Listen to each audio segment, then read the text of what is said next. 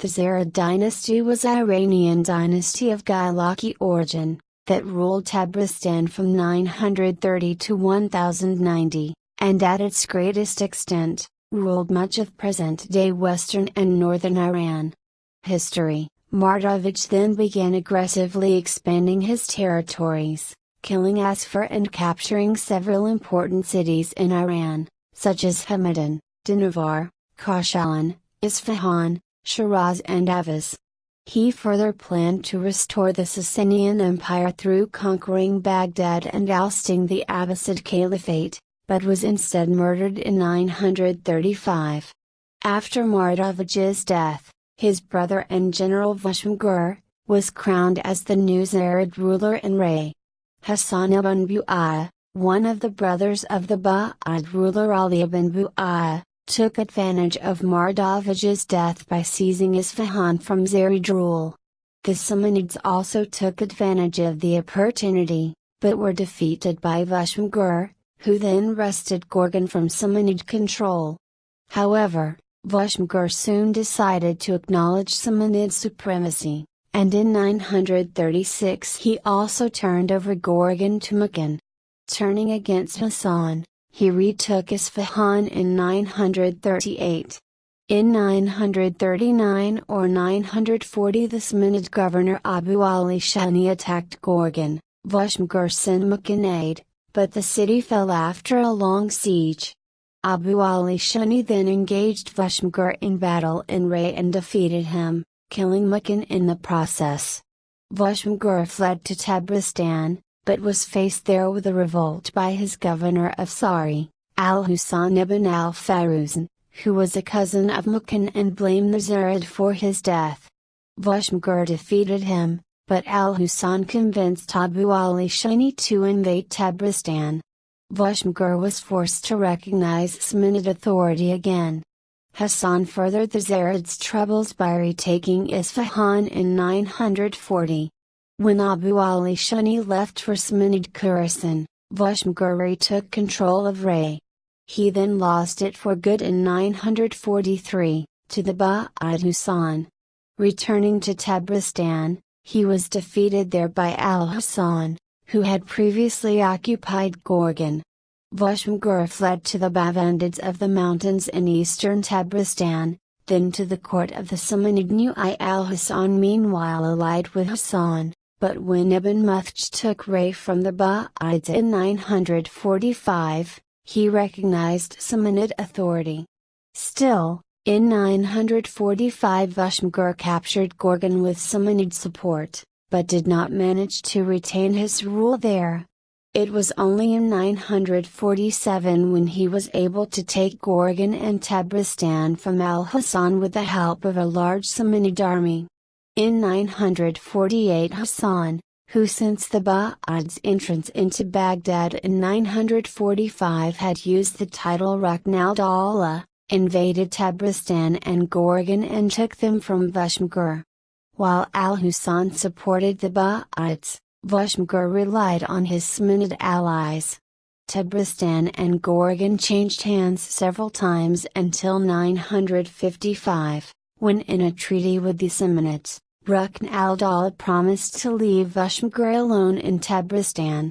Peace between the two sides did not last long, however. In 958 Vashmgur briefly occupied Ray, which was Rukn al-Dawla's capital. Rukn al-Dawla later made a counterattack, temporarily taking Gorgan in 960, then taking both Tabristan and Gorgan for a short time in 962. He may have also taken Tabristan and Gorgan in 966, but did not hold on to them for long. Vashmgur was killed by a boar during a hunt in 967, shortly after a Samanid army had arrived for a joint campaign against the Ba'ids. He was succeeded by his eldest son Baisutan. However, the Samanid army favored another son, Qabbas, and challenged Baisutan's rule. Basutan then agreed with Rukn al-Dawla to become his vassal in return for protection against the Samanids, which forced the Samanid army to withdraw to Khorasan. In 971, the Abbasid Caliph al-Mu'ti gave Basutan the title of Zahir al-Dawla. Basutan later died in 977, and was succeeded by Qaboos. However, he was expelled by the Ba'id ruler Adid al-Dawla in 980, because giving refuge to his rival and brother Fakhr al-Dawla.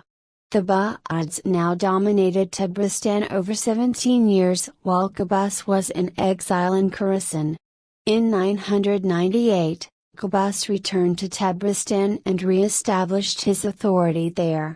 He then established good relations with the Ghaznavid ruler Mahmud of Ghazni, who had taken control of Khorasan, but still acted as an independent sovereign. During the reign of Qaboos, his kingdom was a major attraction to scholars. Abu Rayhan Biruni, the great scientist of the Middle Ages, was supported by Qaboos. In fact, he dedicated his work Chronology to Qaboos around 1000 and observed eclipses of the moon in his capital of Gorgan. Due to his tyrannical rule, Qaboos was in 1012 overthrown by his own army, and was succeeded by his son Menuchir, who quickly recognized the sovereignty of Mahmud of Ghazni, and married one of his daughters. Menuchir died in 1031, and was succeeded by his son Anusharvan Sharaf al-Mali, whom Mahmud of Ghazni had chosen as the heir of the Ziyarid dynasty. From 1032 to 1040, the real power behind the throne was held by Abu Kalajar ibn Vayhan, a relative of Anusharvan. In 1035, Abu Kalajar stopped paying tribute to the Ghaznavids, which resulted in a Ghaznavid invasion of Tabristan. Abu Kalajar, after having learned the consequences of not paying tribute to the Ghaznavids, agreed to continue in paying tribute. This gave Anusharvan the opportunity to imprison Abu Kalajar, and gain a firm over his kingdom. In 1041–1042, the Seljuks, now the new masters of Khorasan, invaded Anusharvan's domains, which forced him to accept their authority. Anusharvan died in 1059 and was succeeded by his cousin Qaboos, the celebrated author of the Qaboosnama, a major work of Persian literature. Qaboos died in 1087, and was succeeded by his son Gulanshah. Gulanshah's reign was, however, short. In 1090, the Nizari Ismaili state under Husayn I Saba invaded and conquered his domains, which ended Ziyarid rule in Tabristan.